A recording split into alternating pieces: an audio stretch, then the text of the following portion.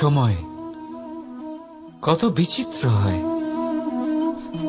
সময় আমাদের পক্ষে থাকলে আমরা নিজেদের রাজা মনে করে নিই, আর সেই সময় যদি বিপক্ষে চলে যায় তাহলে নিঃস্ব হতে সময় লাগে না। তাই মানুষের একটা অভ্যেস আছে, খারাপ সময়ের জন্য কিছু সঞ্চয় করা। আত্মীয়, বন্ধু খারাপ সময় পাশ থেকে সরে যায়। যশ, মান প্রতিকূল সময় চিরস্থায়ী হয় না।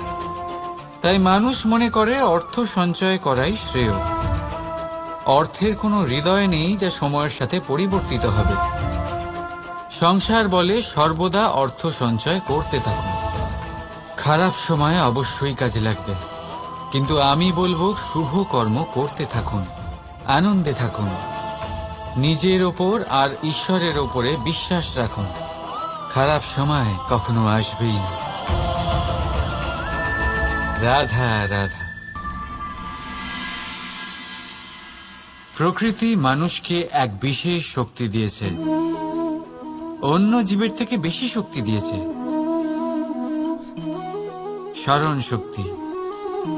এই শক্তি মানুষকে অন্য জীবের থেকে ভিন্ন করে, ইতিহাস রচনা করার প্রেরণা দেয়, জ্ঞানকে বংশানুক্রমে এগিয়েও নিয়ে যায়।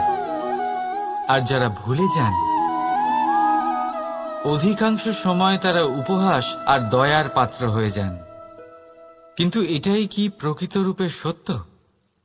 না। এই স্মরণ শক্তি মানুষের বিকাশের সব থেকে বড় বাধা হয়ে দাঁড়ায়। তার মনকে দূষিত করে দেয়। খারাপ অভিজ্ঞতা, কারোর করা বিশ্বাসঘাতকতা, কারোর কটাক্ষ বেশিরভাগ মানুষই ভুলতে পারেন না, আর তারপর প্রতিশোধ নিতে উদ্যত হন। প্রথমে সময় নষ্ট করেন প্রতিশোধের প্রস্তুতিতে, আর তারপর সময় নষ্ট করেন প্রতিশোধ নেওয়ার সুযোগ খুঁজতে। যদি সন্তুষ্টি পেতে চান, যদি জীবনে আনন্দ পেতে চান, তাহলে স্মরণ শক্তির সদ্ব্যবহার করুন। নিজের স্মরণ শক্তিকে চালনা করুন শুধুমাত্র ভালো কথা আর ভালো স্মৃতির দিকে। জীবনে আনন্দ পাবেন। রাধা রাধা।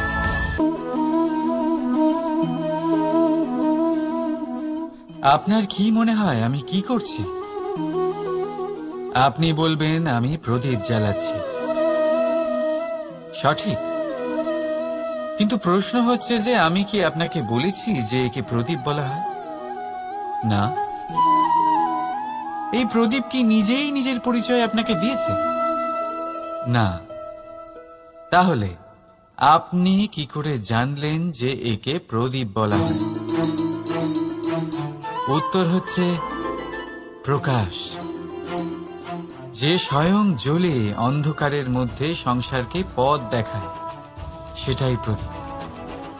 যা নিরাশার মাঝে আশার আলো প্রদর্শন করে, সেটাই প্রদীপ। অপর দিকে আছে সাপ, যাকে না দেখেও তার ফনার আওয়াজ শুনেই লোকে ভয় পেয়ে যায়। তার মানে ব্যক্তির পরিচয় তার কর্মের দ্বারা পাওয়া যায়। তাই আপনার এটা বলার প্রয়োজন নেই যে আপনার পরিচয় কি।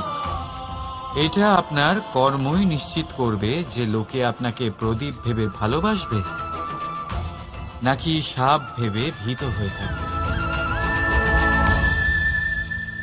রাধা রাধা। আপনি কি ওই মাকড়সার জাল দেখতে পাচ্ছেন? মাকড়সারা ভীষণ পরিশ্রম করে এটা তৈরি করে, নিজের শরীরের রস দিয়ে এই জাল বনে। আপনি কি এটার উদ্দেশ্য জানেন?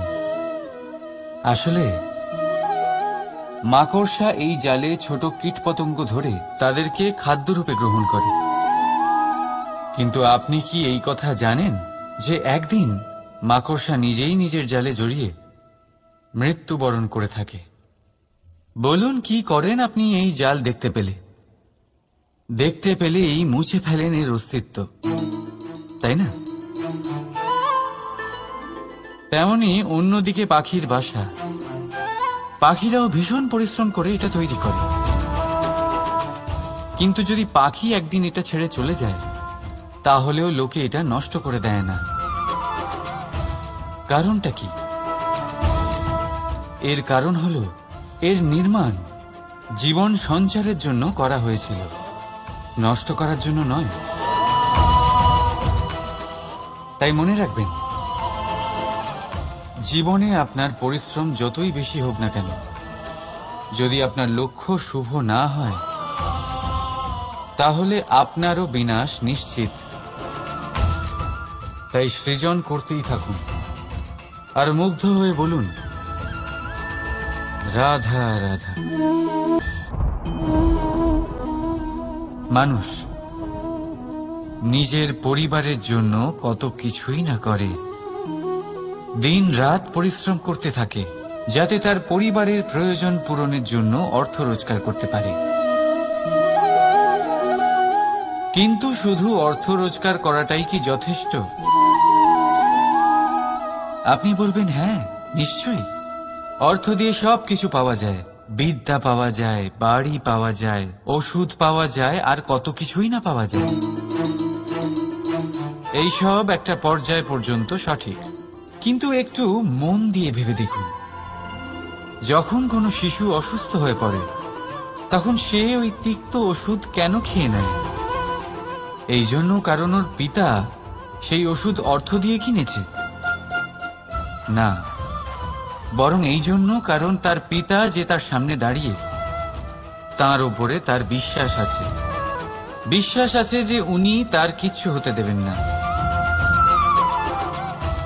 এই বিশ্বাস, এই সংস্কার, এই শিক্ষা কখনো অর্থ দিয়ে পাওয়া যায় না। এটা পাওয়া যায় সেই সময় থেকে যা মাতা পিতা তাদের সন্তানের সাথে কাটিয়েছেন। তাই জীবনে অর্থ অবশ্যই উপার্জন করুন, কিন্তু নিজের পরিবারকেও সময় দিন, আনন্দ পাবে। রাধা রাধা। বিরোধিতা এমন এক শব্দ যা শুনে আমরা সবাই ভয় পেতে থাকি। যদি কেউ আমাদের বিরোধিতা করে তা আমাদের সহ্য হয় না। আমরাও কারোর বিরোধিতা করে কোনো শত্রুতা করতে চাই না। এই ধরনের ভাবনা আমাদের মনে আসতেই থাকে। কিন্তু বিরোধিতা, এই শব্দ আপনার শান্তির জন্য, আপনার সুখের জন্য কতটা গুরুত্বপূর্ণ তা আপনারা জানেন না। তাই যদি কাল এসে কেউ আপনার বিরোধিতা করে, তখন সবার আগে নিজেকে যাচাই করুন। আপনি কি ভুল করেছেন? আপনার দোষ কি? নিজের মধ্যে কি ত্রুটি আছে সেটা বোঝার চেষ্টা করুন, নিজেকে সংশোধন করার চেষ্টা করুন। তারপর দেখুন, বিরোধিতার এই আগুন আপনাকে স্বর্ণ থেকে কুন্দন বানিয়ে তুলবে। বলা হয় এই সংসারে খারাপ বেড়েই চলেছে, কিন্তু তার কারণ এ নয় যে খারাপ মানুষ বেড়ে চলেছে। তার কারণ হলো যে ভালো মানুষ, যাদের ভালো চিন্তা, ভালো বিচারধারা আছে, তারা খারাপের বিরোধিতা করতে পারে না। যদি আপনার সম্মুখে কোনো খারাপ কর্ম হয়, তাহলে তার বিরোধিতা করতে সংকোচ করবেন না, কারণ বিরোধিতার এই আগুন মন্দকে পিছুপা হতে অবশ্যই বাধ্য করে।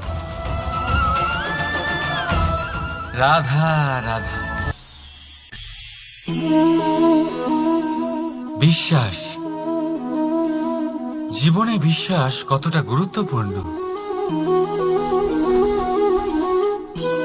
একজন স্ত্রী তার স্বামীর হাত ধরে যে কোনো জায়গায় যেতে পারেন, এর কারণ হলো বিশ্বাস। তার নিজের স্বামীর ওপরে বিশ্বাস আছে। যখন একজন মা তার ছোট বাচ্চাকে কোলে তুলে হাওয়ায় ওঠায়, তখন সেই বাচ্চা ভয়ভীত হয়ে যায় না। তার কারণ হলো বিশ্বাস। তার বিশ্বাস আছে যে তার মা তার কিচ্ছু হতে দেবে না। এক বৈদ্যের দেওয়া ঔষধ সন্তান কিছু না বুঝে শুনেই খেয়ে ফেলে। সেই বৈদ্যের জ্ঞানের বিষয়ে তার কোনো ধারণাই থাকে না। শুধু নিজের পিতার উপরে বিশ্বাস আছে যে তার পিতা তাকে খারাপ কিছুই দেবে না।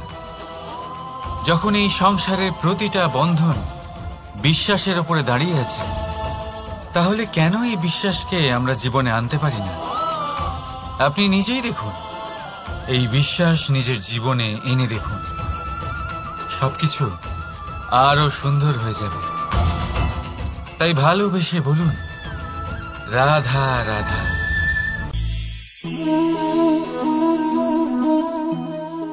অহংকার, এই শব্দটা সবাই শুনেছেন।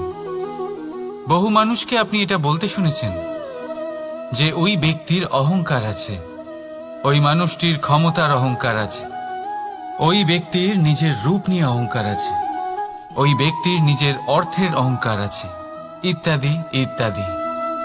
কিন্তু এই অহংকার, এর অস্তিত্ব হয় কি করে? এবারে একবার এই হাতটা দেখুন। যদি এই হাতের 5 আঙুল উঠে দাঁড়ায়, আশীর্বাদ। আর যদি এই হাতের 5টা আঙুল একসাথে মুঠো হয়ে যায়, শক্তি, সংকটের বিরুদ্ধে ঢাল। কিন্তু এই একটা আঙুল সংকটের কারণ হয়ে দাঁড়াতে পারে। এই একটা আঙুল শত্রুকে আহ্বান জানায়। এবার অহংকার বলে এই শব্দটাই দেখে নিন। আমাদের থেকে আলাদা হয়ে গেলে হয় অহং। অহং অর্থাৎ ব্যক্তির মনে হয় যে সে আপনদের থেকে, নিজের বন্ধুদের এবং সঙ্গীদের থেকে, নিজের পরিবারের থেকে অনেক উপরে, অনেক শ্রেষ্ঠতর সে। কিন্তু মনে রাখবেন, এই অহংকার কোনো ব্যক্তির অস্তিত্বের বিনাশের প্রথম ধাপ। তাই ঝেড়ে ফেলে দিন এই অহংকারকে, আর বিশ্বাস করুন আমাদের ওপর, কারণ তখনই আপনি শান্তি পাবেন। আর সেই শান্তির সাথে বলে উঠবেন, রাধা রাধা।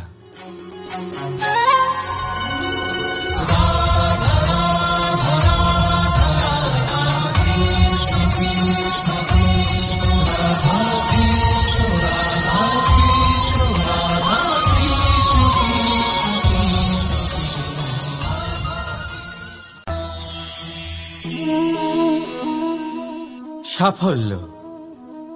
যদি আপনাকে জীবনে সাফল্য পেতে হয়, তাহলে আপনি একাধিক মানুষ পাবেন যারা একাধিক উপায় বলবে আপনাকে সাফল্য পাওয়ার।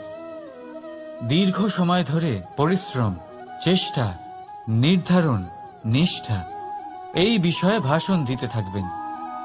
একাধিক রকমের উদাহরণ আপনার সামনে তুলে ধরবেন। কিন্তু আমার এটা মনে হয়, আমরা কেন সেই বিষয়ে কথা বলি না যা মানুষকে অসফল করে তোলে? শুধু দুটো ব্যাপার অসফল হওয়া নিশ্চিত করে। শুধু 2 ধরনের মানুষ বেশিরভাগ অসফল হন। প্রথম তারা যারা ভাবে অনেক কিছু কিন্তু কিছুই করে না। আর দ্বিতীয় তারা যারা অনেক কিছু করতে থাকে কিন্তু ভাবনা চিন্তা না করে। ভাবনা আর কর্ম, এদের মাঝে সামঞ্জস্য রাখা খুব জরুরি। যদি এটা থাকে, তাহলে জীবনে কখনো অসফল হবেন না। রাধা রাধা। আপনি অনেককে এই কথা নিশ্চয়ই বলতে শুনেছেন, এই ব্যক্তির দৃষ্টিতে দম্ভ আছে, এই ব্যক্তির চোখের ওপর অহংকারের পর্দা পড়ে আছে, ইত্যাদি ইত্যাদি।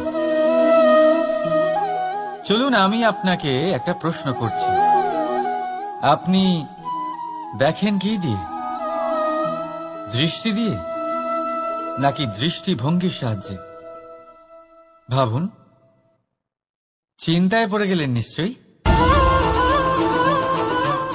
দৃষ্টি যে কোনো বস্তুর বা যে কোনো মানুষের শুধু বাইরের রূপটা দেখায়, যেখানে দৃষ্টিভঙ্গি আপনাকে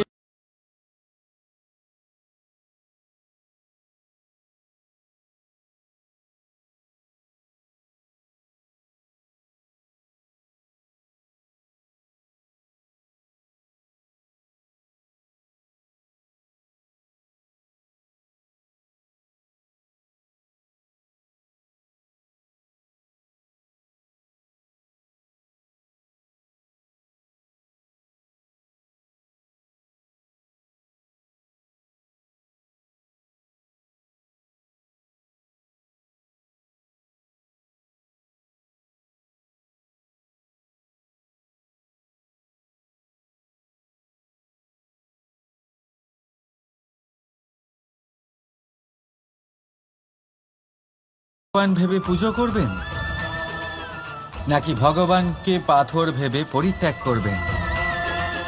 সিদ্ধান্ত আপনার, কিন্তু এই সিদ্ধান্ত নির্ভর করে আপনার দৃষ্টিভঙ্গির ওপর। তাই নিজের দৃষ্টিভঙ্গি শুভ রাখুন, নিজের দৃষ্টিভঙ্গিতে ভালোবাসা রাখুন, আর আনন্দে বলুন রাধা রাধা। বড় বড় রাজমহলের, বড় বড় ইমারতের চূড়া কত সুন্দর হয়, কিন্তু আপনি কি কখনো এই বিষয়ে ভেবেছেন যে এই সুন্দর চূড়ায় পৌঁছতে গেলে আপনাকে পৃথিবীতে পা ফেলতেই হবে?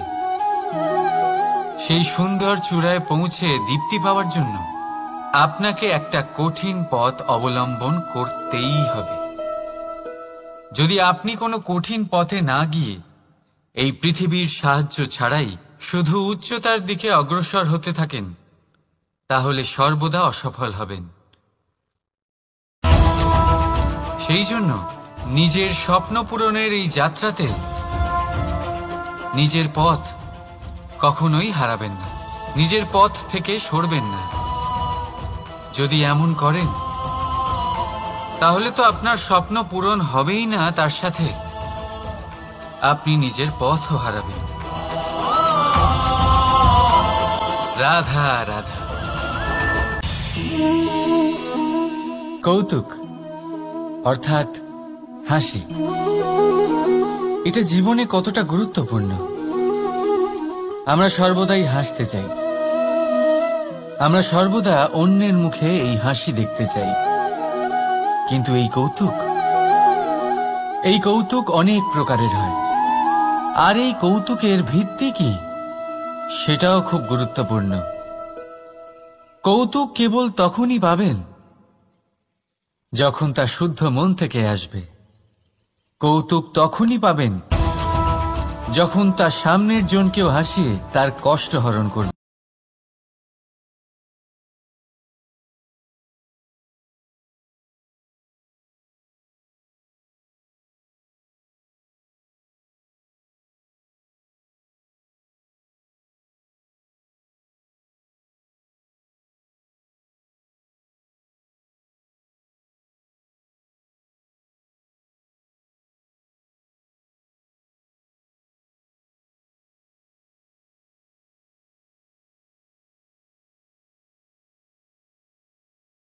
আর অপমানিত ব্যক্তির মন তিক্ত হয়ে থাকে।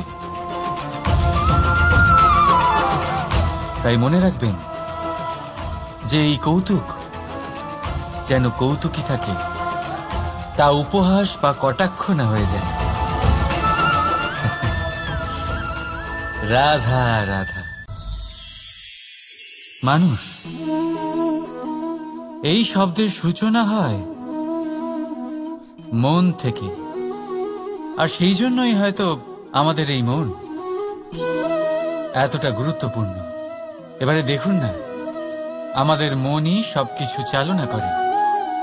মনই সেই যে কল্পনা করে, মনই সেই যা কল্পনাকে বাস্তবে পরিণত করার জন্য পরিশ্রম করতে আমাদের প্রেরণা যোগায়। মনই সেই যা লোভের জালে জড়িয়ে পড়ে। মনই সেই যা অভিমানের পর্দা দিয়ে ঢেকে যায়। আর এই মনই সেই যা আপনাকে বিনাশের দিকে টেনে নিয়ে যেতে পারে। কিন্তু যদি তা পরোপকার করার ইন্ধন পায়, তাহলে এমন কোনো মহান কাজ নেই যা আপনি করতে পারবেন না। কিন্তু এই মন কি? এটা বোঝানো যায় দুটো শব্দের মাধ্যমে, দুটো সহজ শব্দ। প্রথম, একজন কুশল সেবক। দ্বিতীয়, একজন সংকটপ্রবণ মালিক। যদি আপনার এই মন আপনার নিয়ন্ত্রণে থাকে, তাহলে সে হলো আপনার সেবক। তাই আপনার অস্তিত্ব আছে। কিন্তু যদি আপনার মন আপনার কর্মের ওপরে নিয়ন্ত্রণ করে, তাহলে এই মন আপনার মালিক। আর তখন আপনার বিনাশ নিশ্চিত। তাই নিজের এই মনকে নিয়ন্ত্রণে রাখুন, কিন্তু ভালোবেসে। আসুন আমার সাথে আনন্দে বলুন, রাধা রাধা। এই সূঁচ দেখতে পাচ্ছেন আপনি? এটা শুদ্ধ লোহা দিয়ে তৈরি, বস্ত্র সেলাই করার কাজে লাগে, অস্ত্রোপচারে কাজে লাগে। কিন্তু আপনি কি কখনো ভেবে দেখেছেন এই সূঁচ কিভাবে তৈরি হয়? লোহার এক বড় অংশকে পিটিয়ে পিটিয়ে টেনে টেনে তাকে পাতলা বানানো হয়। এরপরেই আমরা পেয়ে থাকি সূঁচ। ভাবুন, যদি লোহার টুকরোতে অনর্গল প্রহার করার ফলে একটা লোহার টুকরো সূঁচে পরিণত হয়, তাহলে আমাদের জীবনে অনর্গল চেষ্টা করার ফলে জীবনের সমস্ত অংশকে আমরা কত প্রভাবশালী কাজে পরিণত করতে পারি। শুধু প্রয়োজন দৃঢ় নিশ্চয়তা। তাহলে আসুন আমার সাথে ভালোবেসে বলুন, রাধা রাধা। জীবনে আপনি এরকম মানুষও দেখবেন যারা এটা বলে, ভাবে, নিজেকেও বলে যে উনি সেই এমন ব্যক্তি যার মতো আমি হতে চাই। ঠিক আছে, কারোর থেকে প্রেরণা নেওয়াটা কোনো ভুল নয়, কিন্তু কখনো কখনো এই প্রেরণা গুরুত্বহীন হয়ে যায় আর আমরা শুরু করে দিই সেই ব্যক্তিকে নকল করতে। এখানেই থেমে যায় আমাদের উন্নতি। এবারে দেখুন, সংসারে শত কোটি রঙের ফুল আছে, কিন্তু তারা কখনো একে অপরকে নকল করে না। নকল করে না তাদের রং, নকল করে না তাদের সুগন্ধ। তাহলে আমরা করি কেন? প্রতিটা ব্যক্তির মধ্যে কোনো না কোনো প্রতিভা অবশ্যই থাকে, যা ফুটিয়ে তোলার সঠিক সময়ও আমাদের কাছে থাকে। কিন্তু সেই মানুষ সেই প্রতিভা নির্মাণ করার পরিবর্তে সময় নষ্ট করে অন্য কারোর মতো হওয়ার জন্য, কাউকে নকল করার জন্য। এটা করবেন না। সময়কে ব্যবহার করুন নিজের অস্তিত্ব নির্মাণ করার জন্য। কারণ কারোর ছায়া হওয়ার থেকে ভালো আপনি কারোর জন্য প্রেরণা হয়ে উঠুন। রাধা রাধা। আমরা সকলে পাথুরে রাস্তা এড়িয়ে চলি, কারণ এই পথের পাথর আমাদের যাত্রা আরো কঠিন করে তোলে, আমাদের পা আহত করে দেয়। কিন্তু একটা গুরুত্বপূর্ণ কথা আমরা ভুলেই যাই, এই কঠিন পথই না শুধু আমাদেরকে নিজেদের দুর্বলতার সাথে পরিচয় করায়, বরং আমাদের শক্ত হওয়ার প্রেরণাও দিতে থাকে। সময়ের সাথে ঠিক এমনটাই হতে থাকে। সবাই ভালো সময়ের অপেক্ষা করতে থাকেন, ভালো সময়ের জন্য পরিশ্রম করেন, তার জন্যই চিন্তা করেন, কিন্তু ভুলে যান যে ভালো সময় বহুবার আমাদের বিবেক নষ্ট করে দেয়। সেখানেই খারাপ সময় আমাদের বুদ্ধিকে সঠিক পথে চালিত করে। রাধা রাধা। ঘোড়াকে যতই প্রশিক্ষণ প্রদান করুন, তার মুখে লাগাম তো পরাতেই হবে। একজন ভালো চালক সেই ঘোড়ার লাগাম মাঝে মাঝে টেনে ধরে, তাকে সঠিক পথে চালিত করতে, যাতে সেই ঘোড়া দিগ্ভ্রান্ত না হয়। এবার একটু ভাবুন, ঠিক এরকমই হয় আমাদের মন। যদি এটা বিবেকের লাগাম দিয়ে মাঝে মাঝে আমরা টেনে না ধরি, তাহলে আমাদের এই মন দিগ্ভ্রান্ত হতে পারে। আর যদি আপনি আপনার লক্ষ্যে পৌঁছতে চান, তখন মনের এই লাগাম মাঝে মাঝে আপনাকে অবশ্যই টেনে ধরতে হবে, কারণ বিবেকের এই পথ প্রদর্শনই আপনাকে ভালোভাবে আপনার লক্ষ্যে পৌঁছে দেবে। মনে রাখবেন আর আমার সাথে ভালোবেসে বলবেন, রাধা রাধা। আপনি কখনো জাঁতা কল দেখেছেন? তাতে গম পেষা হয়। গমকে এমন ভাবে পেষা হয় যাতে আমরা তা খেতে পারি, জীবিত থাকতে পারি। আর যদি আপনি মন দিয়ে দেখেন, তাহলে কলের নিচের অংশ কখনো ঘোরে না, শুধুমাত্র ওপরের অংশই ঘোরে। আর তবেই তা গম পিষতে পারে, আর তবেই রুটি তৈরি হতে পারে। কিন্তু ভেবে দেখুন, যদি কলের দুটো অংশই ঘুরতে থাকে তাহলে কি হবে? তা গম পেশার বদলে একে অপরকে পিষে নিজেদের অস্তিত্ব শেষ করে দেবে। তাই জীবনে কোনো কাজ যখন মন আর মস্তিষ্ক মিশিয়ে করা হয় তখনই তা সম্পন্ন হয়। কিন্তু যখন বিষয় হলো ভক্তির, তখন মস্তিষ্কের যুক্তির মৌন থাকা প্রয়োজন। আর যখন বিষয় হলো কর্ম আর ন্যায়ের, তখন মনের আবেগের মৌন থাকা প্রয়োজন। তাই মন আর মস্তিষ্কের এই সম্মিলনে সতর্ক থাকবেন। একসাথে অবশ্যই চলবে, কিন্তু একে অপরের বাধা যেন না হয়ে দাঁড়ায়।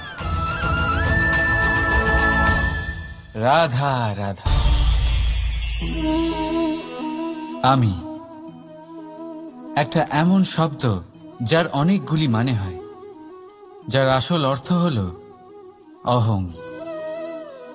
যদি আপনি কথা বলেন সৃষ্টির নির্মাণ নিয়ে, তাহলে আমি ব্রহ্মদেব হয়ে সৃষ্টির নির্মাণ করবে। যদি আপনি কথা বলেন প্রলয়ের, তাহলে সেই আমি মহাদেব হয়ে বিনাশ করবে। এই আমি সঙ্গতিপূর্ণ, কিন্তু শুধু ততক্ষণ যতক্ষণ আপনি এটা সবার সাথে ভাগ করছেন। কিন্তু আমরা বহুবার এর মানে বুঝতে পারি না। এই অহংকে সীমিত করে দিই একটা ব্যক্তি অবধি, শুধু নিজে। আর তখনই জেগে ওঠে অহংকার, যাতে প্রাধান্য পায় শুধুমাত্র আমি, আমরা নয়। আর একজন ব্যক্তি একা না উৎপাদন করতে পারে আর না করতে পারে সৃজন। এবারে দেখুন, বৃষ্টির এক ফোঁটা, তারও অস্তিত্ব আছে, কিন্তু তা ধরিত্রীতে পড়লেই সমাপ্ত হয়ে যায়। কিন্তু যখন ফোঁটাগুলি একসাথে পড়ে তখন শুরু হয় বর্ষা, আর তখনই তৈরি হয় ধারা। রাধা রাধা। বলুন, কি দেখতে পাচ্ছেন আপনি? আমার হাতের এই সাদা বস্ত্র, নাকি এতে লেগে থাকা এই কালো দাগ? এবারে সত্যি কথা বলতে কি, আপনার নজর সবার আগে এই কালো দাগের উপরে গেছে। ঠিক আছে, এমনই তো হয়। ভীষণ কম মানুষ থাকেন যারা ভাবেন কোনো ব্যক্তি ভীষণ পরিশ্রম করে এই বস্ত্র ধুয়েছেন, এটা শুকিয়েছেন। বেশিরভাগ মানুষের নজর যায় এই দাগের উপরে, ভাবেন যে এটা কি করে লাগলো। কিছুটা এরকমই হয় আমাদের ব্যক্তিত্বের সাথে। আমাদের শুভ কর্মের উপরে আমাদের একটা খারাপ কর্ম ভারী মনে হয়। এবারে ভাবুন, যদি আমি চন্দ্রের কথা বলি, তাহলে তার শীতল আলো দেখার পূর্বে তার কলঙ্ক লক্ষ্য করেন, সেই চাঁদে লেগে থাকা কালো দাগ দেখে নেন। সেই জন্যই বিশেষ করে যারা শুধুমাত্র শুভ চিন্তা করেন আর উপকারী কর্ম যারা করেন, তাদের আমি বলবো সাবধানে থাকবেন। কারণ আপনার একটা খারাপ কর্ম চিরকালের জন্য উদাহরণ হয়ে দাঁড়াবে। রাধা রাধা। এই লক্ষ্য আসলে কি? এই লক্ষ্য তাই যা আমরা পেতে চাই। এই সংসারে সুখী কে হয়? সুখী সেই যে তার লক্ষ্য পেয়ে গেছে। দুঃখী কে হয়? দুঃখী সেই যে তার লক্ষ্য এখনো পায়নি। এবারে প্রশ্ন এখন এটাই যে লক্ষ্য সবাই পেতে চায়, লক্ষ্য পাওয়ার জন্য সবাই প্রাণপণ চেষ্টাও করে, তাহলে সবাই তাদের লক্ষ্যে পৌঁছতে পারে না কেন? ঠিক আছে, কোথাও না কোথাও কিছু না কিছু কমতি থেকেই যায়, যাই বাধা থাক।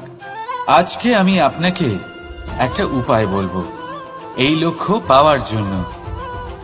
একটা কাগজ নিন, তাতে একটা চিহ্ন বানান, সেটাই হবে আপনার লক্ষ্য। এবারে সেই লক্ষ্যে পৌঁছানোর একটা পথ বানান।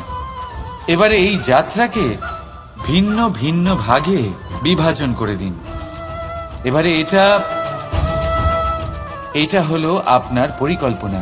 এবার এই পরিকল্পনা ক্রমানুসারে আপনি পালন করতে থাকুন, এটাই হবে আপনার চেষ্টা। এবার এইভাবে যদি আপনি চেষ্টা করতে থাকেন, যাই আপনার কল্পনা হোক না কেন তা বাস্তব অবশ্যই হবে। তাহলে এই কল্পনাকে বাস্তবে রূপান্তরিত করুন, এইভাবেই নিজের পরিকল্পনা পালন করতে থাকুন। আপনার যাই কল্পনা থাকুক বা যাই লক্ষ্য থাকুক, তা বাস্তবে পরিণত হয়ে আপনার হাতে অবশ্যই আসবে। রাধা রাধা। মোহ। শাস্ত্রে লেখা আছে যে মোহ শুধু সেই ব্যক্তিকেই নয়, বরং সেই আরেক ব্যক্তিকেও বিনাশ করে দেয় যার ওপরে সেই মোহ আছে। এবারে লোকে কি করেন, এই শাস্ত্রে লেখা কথাগুলি শুধু শাব্দিক অর্থে নেন। এই মোহ দেখুন, এটা শুভও হতে পারে, শুধু এর রূপ ভিন্ন ভিন্ন হয়, এটা ভালো করে বুঝতে হবে। এবারে মোহ যদি কোনো বস্তুর উপরে থাকে তাহলে তা লালসা হয়ে যায়। মোহ কোনো বিশেষ ব্যক্তির উপরে হয়ে গেলে তা প্রেম নয়, আকর্ষণ হয়ে যায়। মোহ কোনো চাহিদার উপরে হয়ে গেলে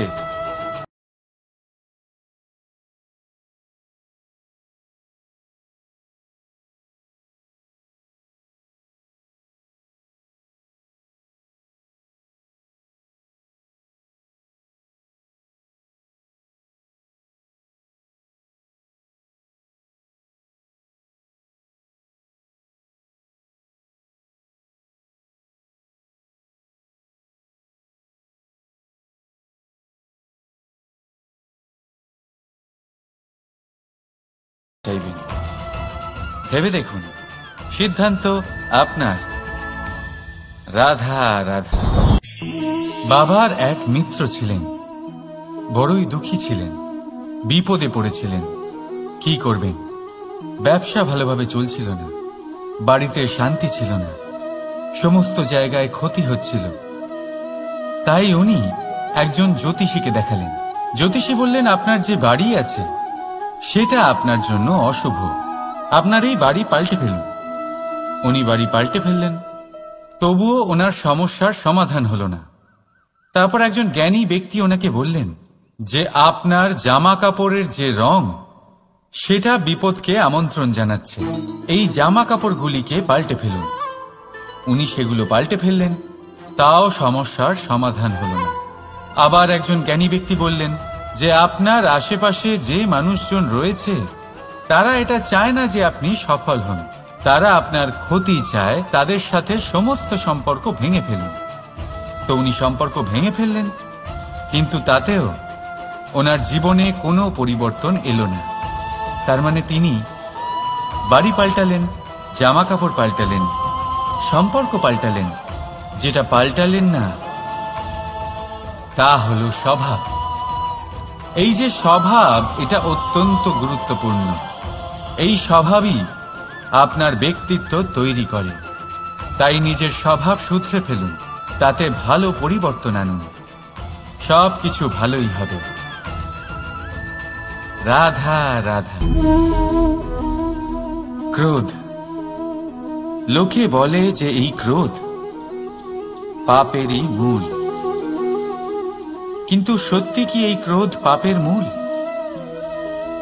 একটু ভেবে দেখুন, এই ক্রোধ বাস্তবে আসলে কি? এই ক্রোধ একটা অনুভূতি যা আপনার মধ্যে হঠাৎই অসীমিত তেজ সঞ্চালন করে। এবারে আমি আপনাকে কিছু উদাহরণ দিচ্ছি যাতে আপনি বুঝতে পারেন যে ক্রোধ আপনার জন্য ভালো কি না।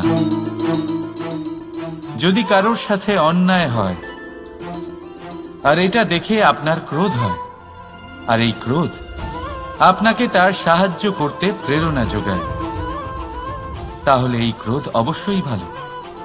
যদি কোথাও আপনি দেখেন যে কোনো নারীর উপরে অত্যাচার হচ্ছে, আর সেটা দেখে আপনার ক্রোধ হয়, আর এই ক্রোধ আপনাকে তার সাহায্য করতে সাহস যোগায়, তাহলে এই ক্রোধ অবশ্যই ভালো।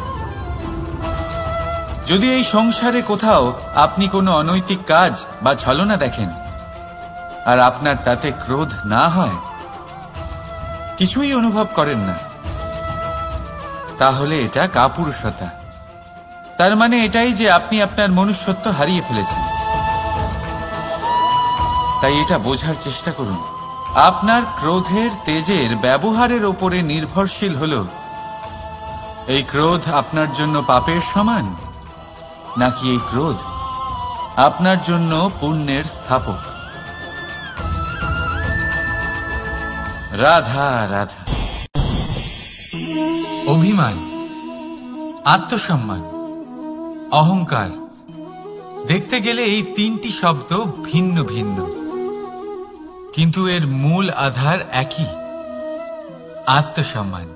এবার যদি কথা বলি আপনার শরীরের, আপনার সংস্কৃতির, আপনার সম্পর্কের, তাহলে অভিমান থাকা স্বাভাবিক। এবার যদি কথা বলি আপনার ব্যক্তিত্ব নিয়ে, আপনার আদর্শ নিয়ে, আপনার বিচারধারা নিয়ে, তাহলে আত্মসম্মান হলো একটা গুণ। যদি এইভাবে বলা হয় যে আমি এই কার্য কারোর সাহায্য ছাড়া, সহযোগিতা ছাড়াও করতে পারি, তাহলে এটা আত্মসম্মান, আর এটা সঠিক। যদি এভাবে বলা হয় যে আমি এই কার্য কারোর সাহায্য ছাড়াই বা কারোর সহযোগিতা ছাড়াই করে ফেলেছি, তাহলে এটা অভিমান, এটাও সঠিক। কিন্তু এই কার্য শুধুমাত্র আমিই করতে পারি আর কেউ নয়, এটা অহংকার। তাহলে এই শব্দ এবং তার অর্থ বোঝার চেষ্টা করুন, জীবন ধারণের এক নতুন পথ খুঁজে পাবেন। রাধা রাধা। সংসারে প্রত্যেক ব্যক্তি কোনো না কোনো রূপে ঈশ্বরকে মানে, কেউ মূর্তি রূপে, তো কেউ তত্ত্ব রূপে, কেউ ভাবনা রূপে, আবার কেউ স্বভাব রূপে। কেউ নিজের মধ্যে পরমাত্মা খোঁজে, আবার কেউ অন্যের মধ্যে।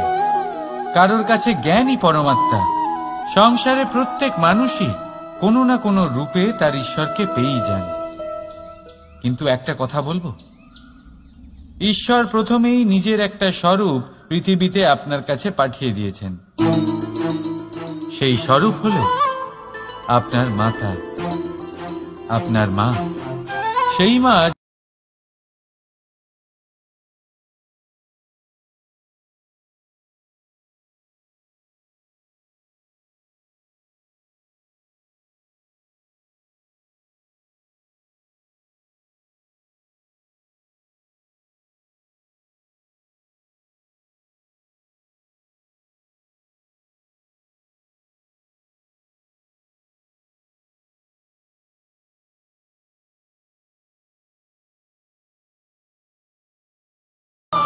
প্রত্যেক প্রতিমাতেই ঈশ্বর নাই থাকতে পারে, কিন্তু প্রত্যেক মায়ের মধ্যে ঈশ্বর অবশ্যই থাকে।